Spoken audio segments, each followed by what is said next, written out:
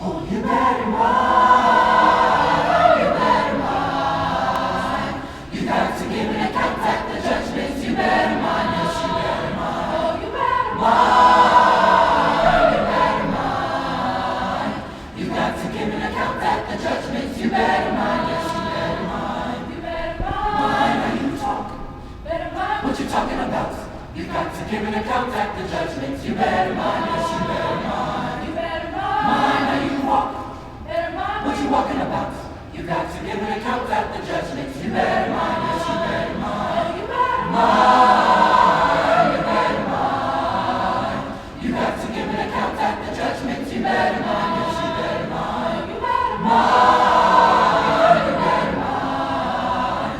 You got to give an account at the judgment. You better mind, yes, you better mind. You better mind how you sing. Better mind what you're singing about. You got to give an account at the judgment. You better mind, yes, you better mind. You better mind how you pray. Better mind what you're praying about. You got to give an account at the judgment. You better mind, yes, you better mind. Oh, you better mind, you better mind. You got to give an account at the judgment. You better mind, yes, you better mind. Oh, you better mind, you better mind. You got to give an account at the judgment. You better mind.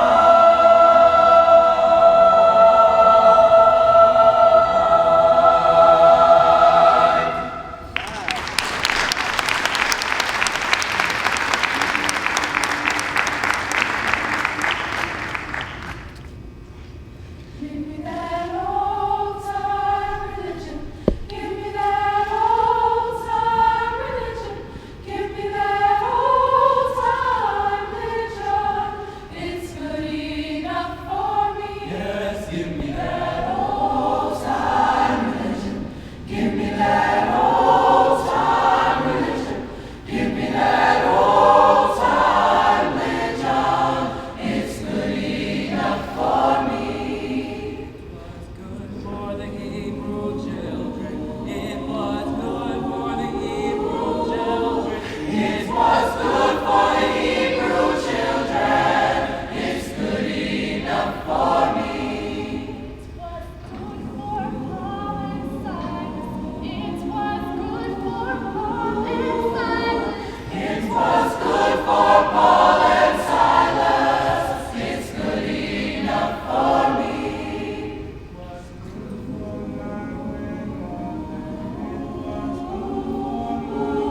It was good for my grandmother. It's good enough for me. Yes, give me that old-time religion. Give me that old-time religion. Give me that old-time religion. It's good enough for me. Yes, give me that old. Give me that old time. Give me that old time. Lord, it's good enough for me. Yes, give me that old time religion. Old time Give me that old time religion. old time Give me that old time religion. old time Lord, it's good enough for me.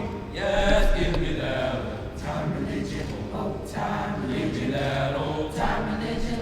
old time Give me that old Time religion, old time Lord, religion. it's good enough for me.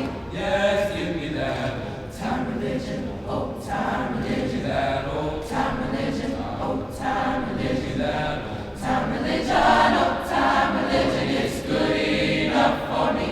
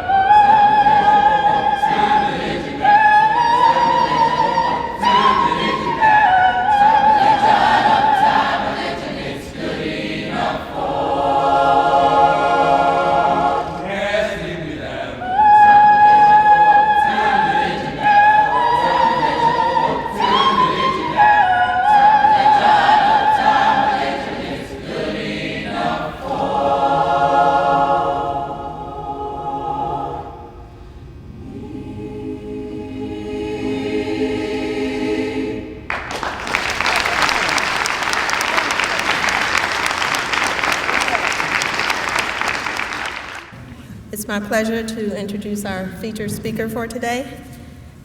Our speaker, G. Russell C. Jr., PhD, is a native of Memphis, Tennessee. He attended public schools in Memphis, graduating from Memphis Northside High School. He received his Bachelor's of Arts degree from Oakwood University, and in December of 2008, he received his PhD in religion from Vanderbilt University. His area of specialization is theological studies with a minor concentration in African American religious history and ethics.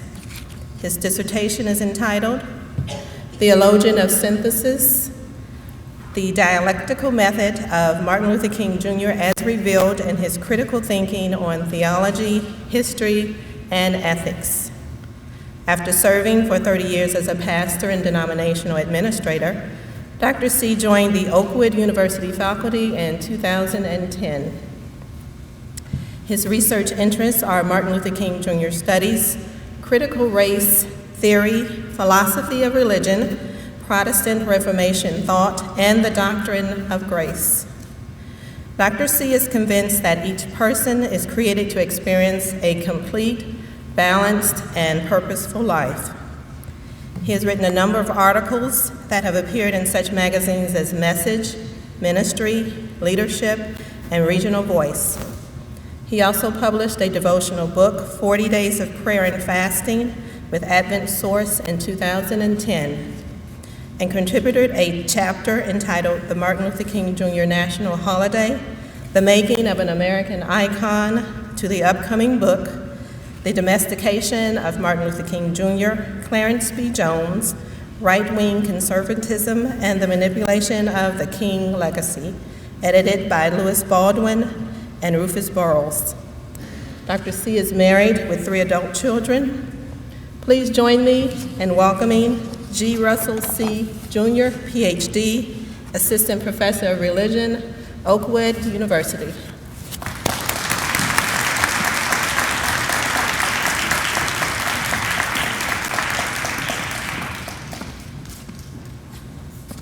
I'd like to thank the Black Student Alliance and Dr. Carter, administration, faculty, and staff, along with Professor Vicki Hale Brown, for this invitation to be a part of this celebration.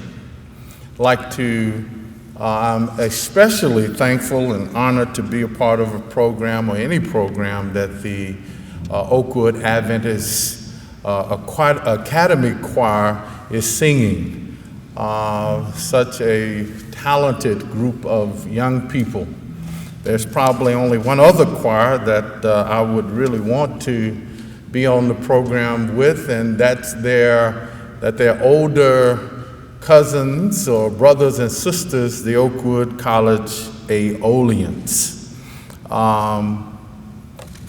Today, as we celebrate Dr. Martin Luther King, what he stood for, and his life, this presentation may not be in line with the typical way of celebrating, and that is we say a few little nice things about Martin Luther King and what he did and all of the accomplishments, and deal with the state of affairs in America as it relates to race relations and etc. But rather, I would like to take a critical look at the celebration itself. And because my background is that of an African American preacher, it is very difficult for me to not give a title to what I want to talk about. So I have entitled this presentation, the Martin Luther King Jr. National Holiday, Hindrance or Challenge. The Martin Luther King Jr. National Holiday, is it a hindrance or is it a challenge? Taylor Branch, a civil rights historian, raised the question with respect to the first celebration of the National King holiday.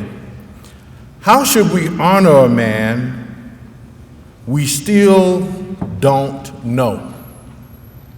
A quarter of a century later, the question is still valid, for the holiday has not provided insights into the man or his message. Rather, the repetition of the dream without any illumination of the dream grounded in historical fact has only served to shroud King and his goals in mystery. King has been domesticated to serve the nation's need for cohesion and common commitments in the midst of an ever-expanding diversity in political ideology, economic status, cultural pluralism, and a variety of religious outlooks.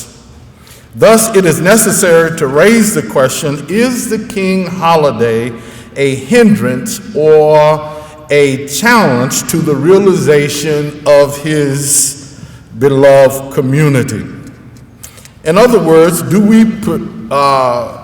do we prevent the domestication of King through the holiday celebrations from weakening the American pursuit towards the ideal of the beloved community? The first and foremost, most important step in realizing that is to realize the National King holiday for what it is. An opportunity for the nation as a whole to remember how far we have come from its founding ideals of its democratic goals. To be sure, the King that is celebrated is only the partial image of King. It is the part of King that mainstream America can celebrate without much controversy. The nation has created an icon for the furtherance of the goals of its civil religion.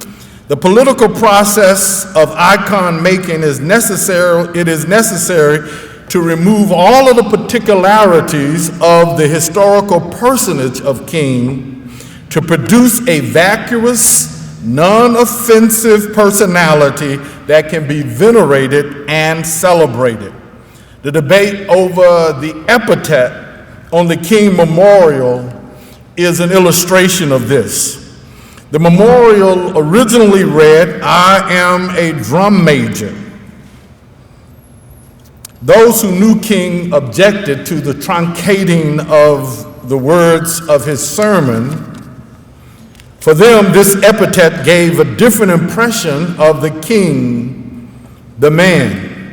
In his sermon, King said, "If you want to say that I am a drum major, say that I'm a drum major for justice, say that I'm a drum major for peace, I was a drum major for righteousness." Now, it is highly unlikely that the creator of the monument was attempting to project an image of an arrogant king claiming to be a drum major. It is more likely that they just missed the nuance of the wording. It was a matter of utility for space on the stone. While the holiday celebrates the iconic king, the African American should not spend an inordinate amount of time and resources to insist that the nation celebrate the historical king. Depending upon which king you should celebrate will determine whether or not the celebration will be a hindrance or a challenge for the movement towards equality and social justice. For the iconic king, to celebrate the iconic king, it has this tendency towards complacency, while the historical king challenges us to push towards the fullness of our possibilities. The iconic king allows the nation to celebrate without change. The king fossilized in 1963 at the Lincoln Monument allows the nation to maintain itself in the dream state, forever pursuing but never reaching. Ronald Reagan could sign the King holiday bill while still being ambiguous about King's loyalty to the country because it is a prop for the national political interests to do so. Or how President George Bush, after 9/11 terrorist attacks, could in his King holiday proclamation seamlessly weave the element of King's dream with patriotism and wielded commitments to retaliation for its attacks. The celebration of the iconic King encourages rituals and rhetoric without righteousness. The King Holiday and Service Act of 1994 encourages individual acts of charity and righteousness. President Clinton emphasized acts of services in 5 of his 8 King Holiday proclamations. His typical admonition is found in his initial proclamation in 2000, when he says, "Each year since 1994, I have signed into law the King Holiday and Service Act. Americans have marked this observance by devoting the day to service projects in their communities, by renovating schools, cleaning up neighborhoods, tutoring children, donating blood, organizing food drives, or reaching out in some other way to those in need. Our citizens can work together to make this day on, not a day off, and to make their contributions to Dr. King's legacy of service," end quote. To be sure, such acts of service are important and necessary for a civil society. However, it is easy to give a day of service for those who are less fortunate than oneself and feel that the other 364 days you have done your part. It can become a ritual without becoming a part of your life's work. More importantly, and such is that such practices alone still leaves the structures that keep people in a state of need and dependence intact. Even within the African American community, there is a widening gap between the haves and the have-nots. Such ritual celebrations of the King holiday allows even the middle-class blacks to declare their solidarity with their African American brothers and sisters trapped in poverty and all of its attending woes, then return to their safe neighborhoods until the next event. Black institutions such as historically black colleges and universities and the black church can even participate in ritual celebrations without disturbing the social structures that continues to exploit the black and other underclasses.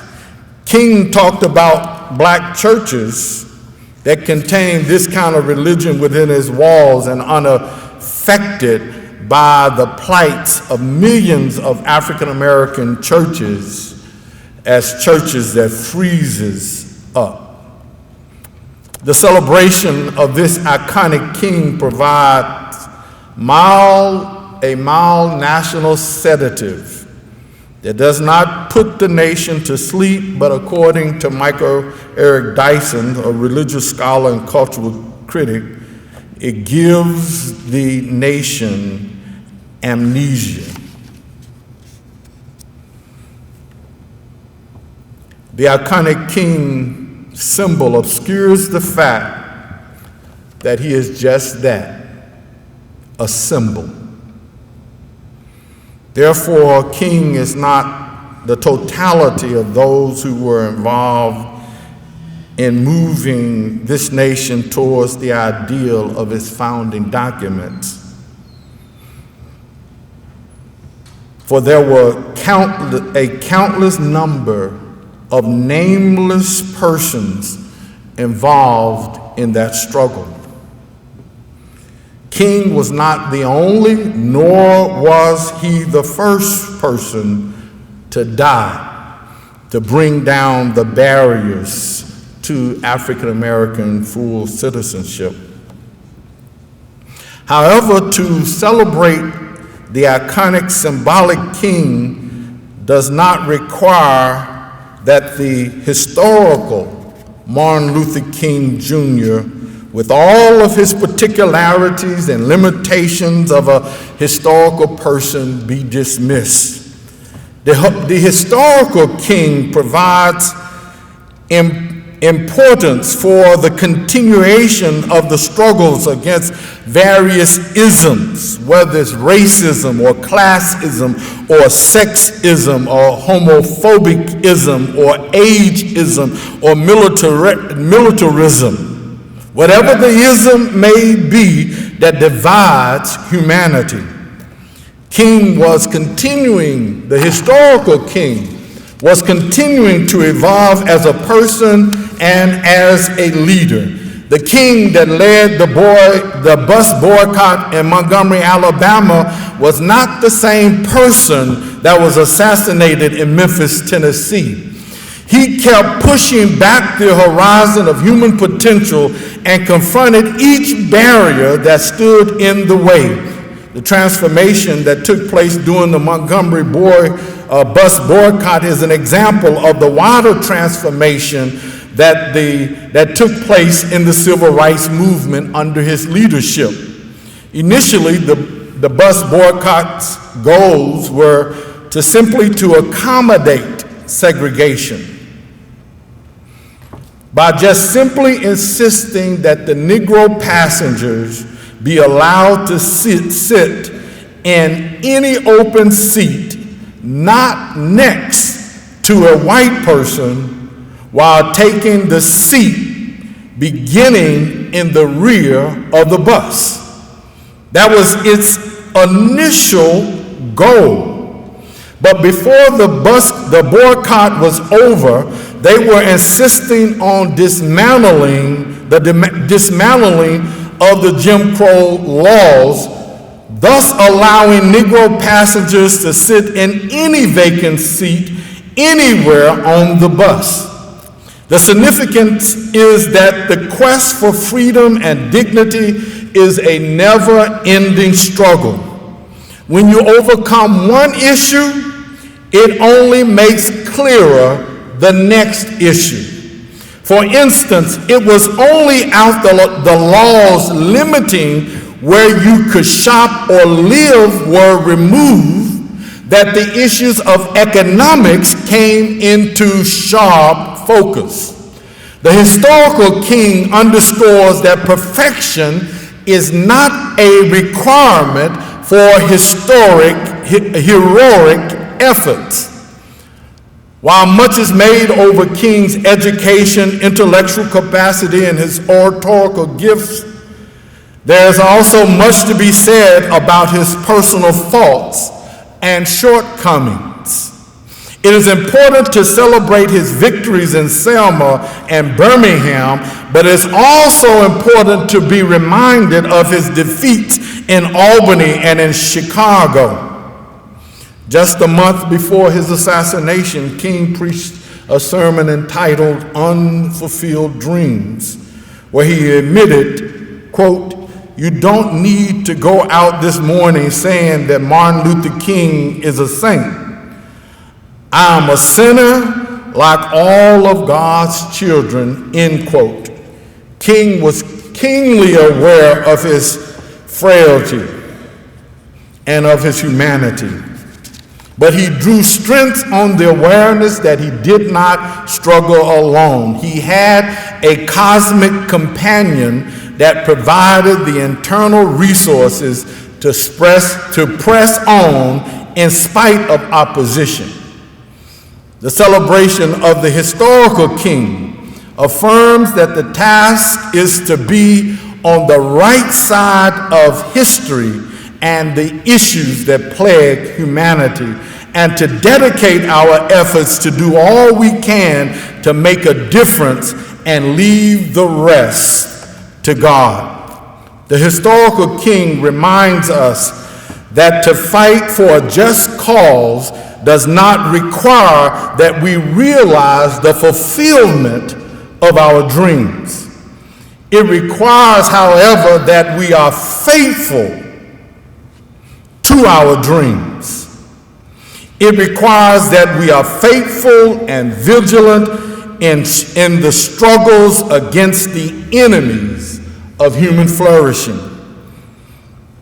In the closing days of his life, his sermons and public addresses had a reoccurring theme, and that theme was that his task was to be faithful to the struggle for human dignity and equality, even in the face of the fact that you may not live to realize its final victory.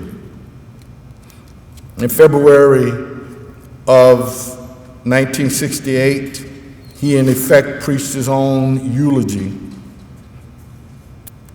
when he said, "Yes, if you want to say that I'm a drum major, say that I'm a drum major for justice. Say that I'm a drum major for peace. I was a drum major for righteousness. And all of the other shallow things will not matter. I won't have any money to leave behind. I won't have the fine and luxurious things of life to leave behind. But I just want to leave a committed life behind. And that's all I want to say," end quote. In the sermon that I just referred to, Unfulfilled Dreams, that he preached a month later, King lamented, "So many of us in life," quote, "so many of us in life start out building temples, temples of characters, temples of justice, temples of peace. And so often we don't finish them because life is like Schubert's unfinished symphony.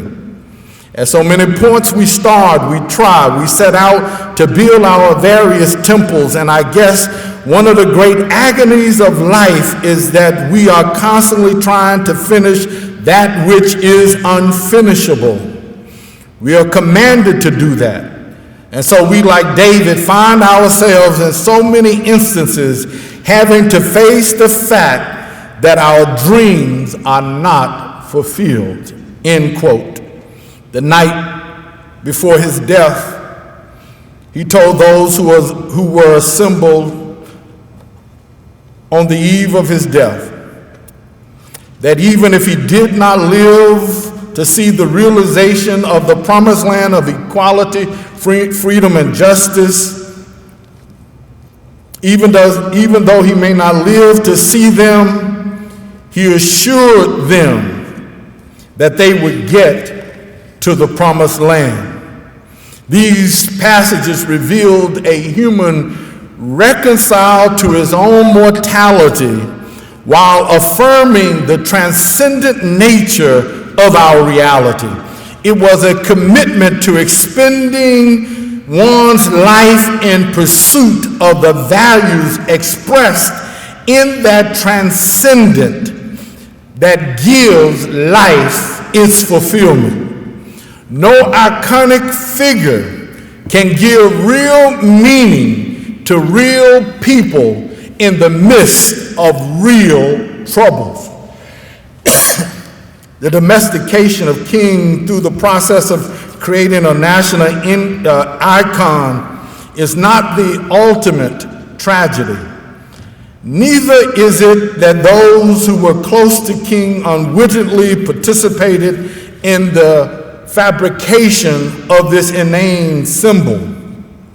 The ultimate tragedy is that the community which produced Martin Luther King Jr. ceased to challenge themselves and the nation to continue to understand the historic person and translate those insights and lessons of life into purposeful action. The real tragedy is that if we allow the historical person to become so inaccessible to future generations that it makes it impossible to produce others with the same commitment and dedication to the transcendent ideas that make this nation so great. Is the holiday a hindrance or a challenge? It depends on which king you celebrate. Thank you.